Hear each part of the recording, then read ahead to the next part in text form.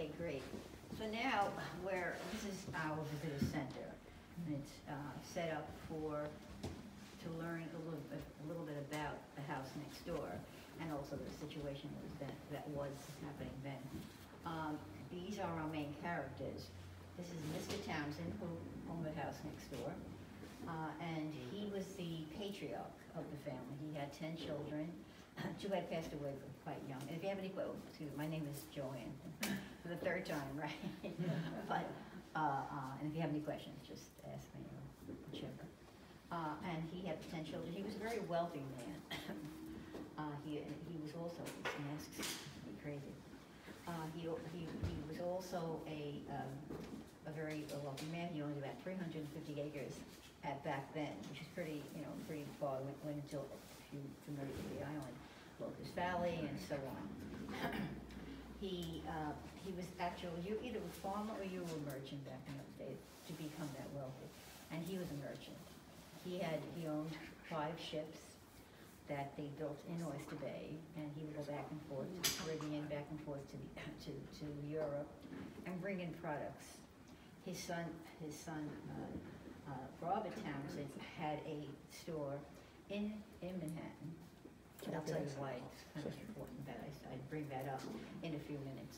But anyway, so he would go back and forth as a merchant. He was also, at the time, because it was prior to the Revolutionary War, he was in the Continental Congress of New York, Provisional Continental Congress, and it was that purposely they had started this as because they were anticipating the declaration of trying to be independent from England. So he was in a way he was a spy himself too, but he was everything was very clandestine. So he was important, as I say, to the people. His son was in.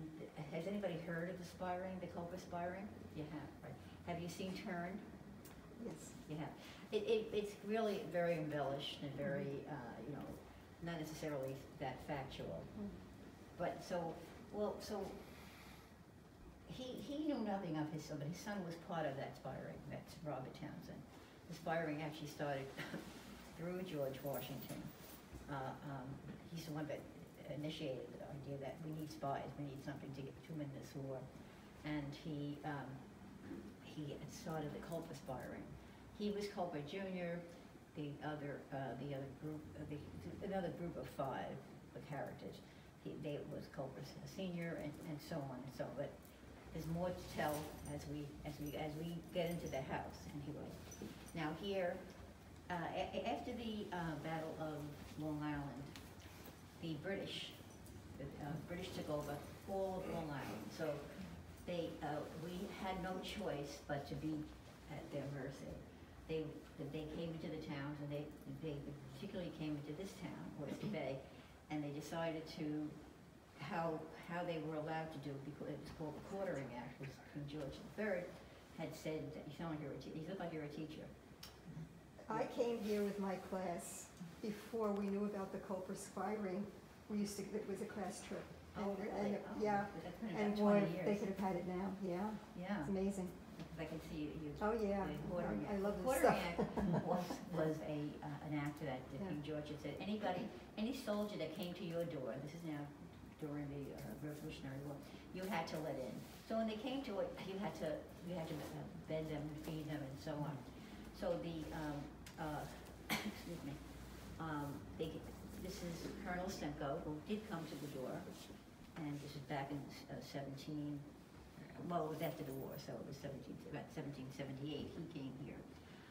And they lived in the house, and that's why the house is so important. It's not only, it's this spy ring, which is very important, that's how it became so famous, but it's also because the British did live in the house. Then we have another character here that, just kind of look this way. Okay. So just come this way. Come over now. I want to show you this Liz. And again, I'll elaborate more as we go. Now, Liz was a slave in slavery back in the 1700s. I'm comfortable. Finally. Like on the hot seat. So Liz was a slave in the house. She was a young girl. No. Eventually, she left. She was able to run away, and she actually ran away with Colonel Senko, who was the colonel in the house, the British soldier in the house. He had about 350 Queen's Rangers. Now, Queen's Rangers were not, they were probably, their heritage was probably British, but they were the Patriots, and they were the, oh my goodness, Queen's Rangers, the Queen's Patriots Rangers, and the the Queen's Loyalists. Rangers. Excuse me? Loyalists. The Loyalists, that's the word, that's an easy word to remember. There were the Patriots and they were Loyalists. Now, Loyalists were colonists, but they didn't want to have war. They were happy enough to keep the British, it didn't matter. So he had a fleet of about 350 soldiers. He came to the house and he settled inside, and he had a fort built. I'm going to show you little models for the Rangers, the 350 the Rangers. But so as far as Liz, we just found this out probably about maybe 2 or 3 years.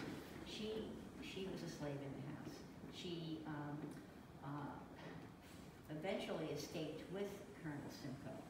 She got out and ran and so on.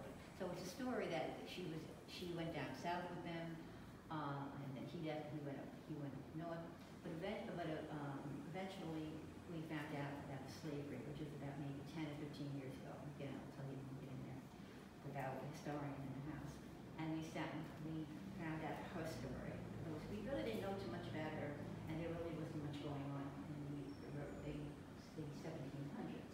But we found a lot out about her, just to bring up the fact that they did have slavery back in those days. In Oyster Bay, and in parts of Long Island, there was a big family, a large family of slaves, maybe about half a mile from here. All right, let's go in here and go a little more. Now, any questions about it? Oh, I'm sorry, taking the picture.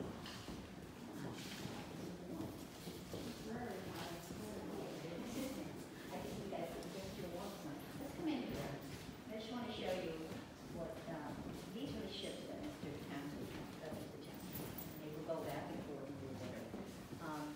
Joe, don't mind, just jump in. No, don't worry about it. Okay. You're doing good.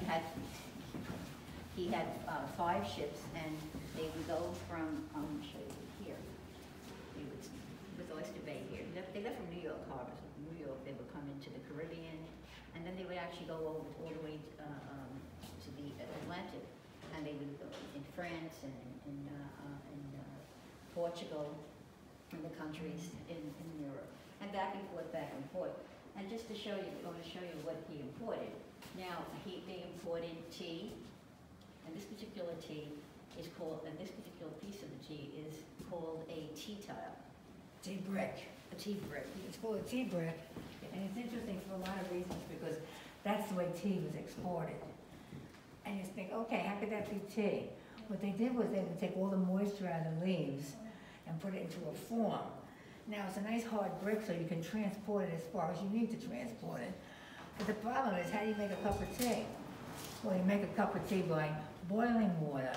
You take that tea brick, you shave off some of the tea. Clarity. Say again? Clarity. Okay.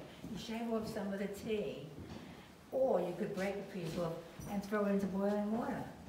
So now you have a cup of tea. Now think about it this way. Remember the Boston Tea Party? And how we dumped all the tea because the colonists were so furious with the tax situation and taxation without representation. So the Boston Tea Party comes along, and several colonists dress up as Native Americans, and they dump the tea. They would dump those. Now imagine these dumping these into the Boston Harbor. Of course, you put them in the harbor, now they're going to expand. Now they expand so much. That being said, they said that the Boston Harbor was almost so thick with sludge of tea that the fish died like for 2 weeks later. And all you saw was all this tea. So now we know that the Boston Tea Hall, but it was not exactly special. Now that being said, there's a couple of items that I like to look at. First of all, you notice all these journeys that Joanne pointed out. This is an awful lot of traveling for somebody to go on a 30-foot schooner. And think about it this way, 30 feet. And he made all these journeys. Obviously, they were seaworthy, but in the meantime, this is a lot of traveling that takes place. Also, now you notice that the artifacts in here. Excuse me for a second. Is everything okay? Yeah, they have a library there. Okay, well, they'll have to kind of tag along, okay? Yes. I'm sorry, what is your name? Joanne. Joanne, the 30 feet schooners were that small. Say again, I'm sorry. If the ships were that small, Yeah. weren't they bringing material back to the colonies? Yes. So what could they bring on a ship that small? Well, they brought enough, and there was only not one ship, there were several. Because we have to keep in mind that Mr. Samuel Townsend was a very wealthy man because he was in the export-import business. That being said, it's really important because you know he has a means of money. Anybody during that period of time that were merchants, they all had a lot of money. So they were the bulk of, shall I say, the people who were interested in becoming, instead of being loyal to King George III, they were more interested in becoming patriots. Now, that being said, there's a couple of things I'd like to show you. Now, we know he's in the import-export business.